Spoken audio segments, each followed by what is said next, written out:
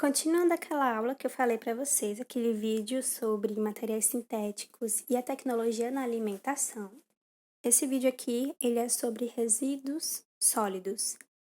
Aqui embaixo diz oitavo ano, mas na verdade é sexto, isso foi um erro de digitação. Primeiro, resíduo sólido, o que que é isso?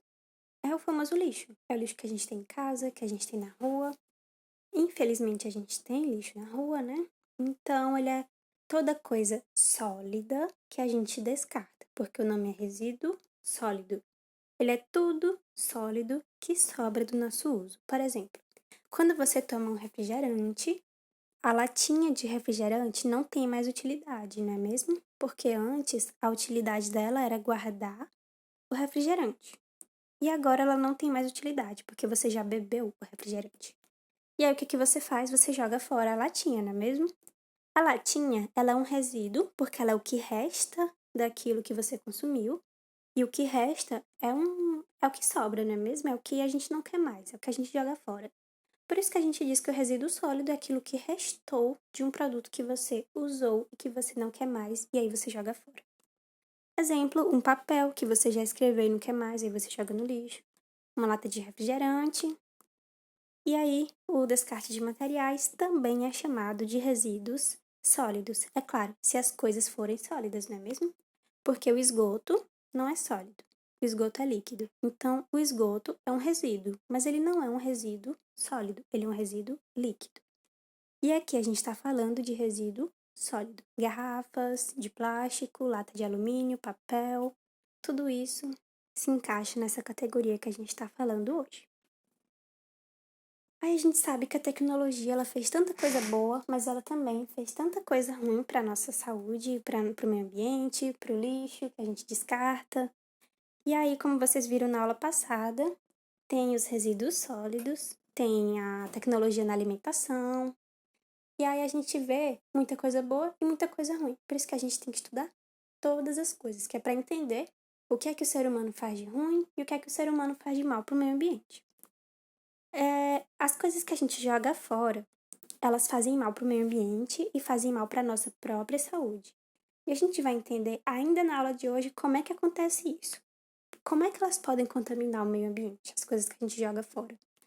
Primeiro, a gente mesmo vê na nossa rua, a gente vê muito material jogado na rua, muito material jogado no lixo, e aquele lixo se acumula, e aí gera mosca, barata, muitos bichos que trazem doença, poluição visual, ou seja, a gente vê aquela coisa feia e tem que ficar pensando, nossa, mas o meu bairro tá tão sujo. Então, todas essas coisas, elas fazem muito mal pra gente. Existem 3 formas de a gente organizar esse resíduo sólido. Primeiro, a gente tem o lixão, tem o aterro sanitário e tem a incineração. E na próxima aula a gente vai aprender um pouco mais sobre reciclagem.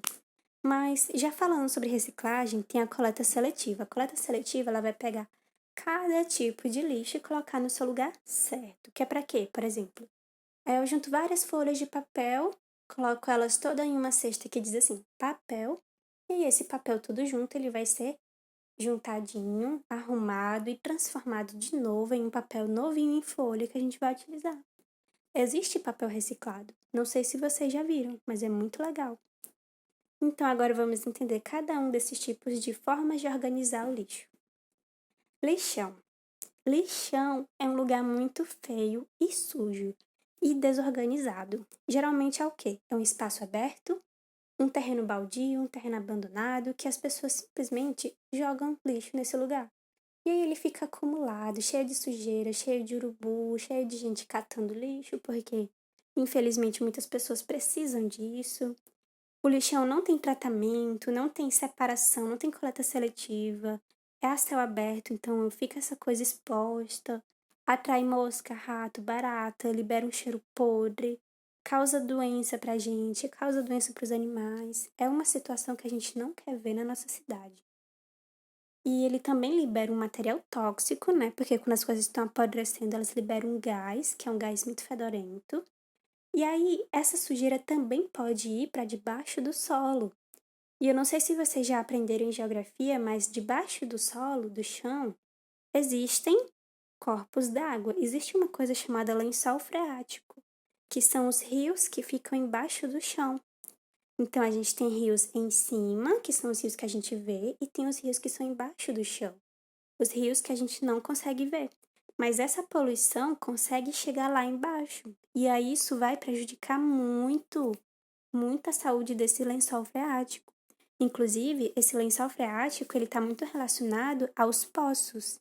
Por exemplo, quando você vai no interior, numa fazenda, geralmente tem um poço, né? Mesmo que é um buraco bem fundo, e aí você usa um baldinho para pegar água lá de baixo.